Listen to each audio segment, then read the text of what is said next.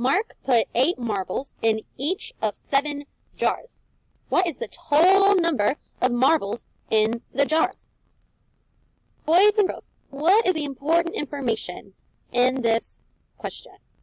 It says Mark put 8 marbles in each of 7 jars.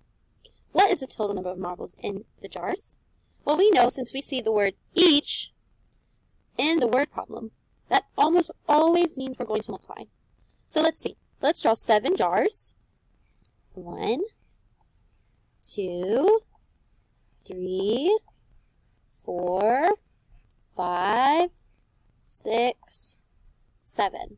So we have 7 jars.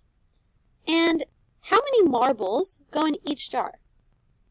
That's right, 8 marbles. So let's count. 1, 2, 3, 4, 5, 6, 7, 8. 1, 2, 3, 4, 5, 6, 7, 8. 1, 2, 3, 4, 5, 6, 7, 8. 1, 2, 3, 4, 5, 6, 7, 8.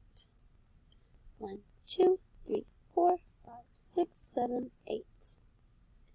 1, 2, 3, 4, 5, 6, 7, 8. 1, 2, 3, 4, 5, 6, 7, 8. So, boys and girls, we have 7 equal groups. 1, 2, 3, 4, 5, 6, 7. So 7 equal groups. And how many is in each group? So we have 8 in each group because we have 8 marbles in each jar. So 7 times 8.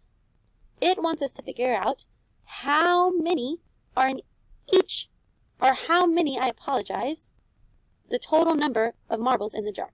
So the total number is going to be the product of 7 times 8. How can we figure that out?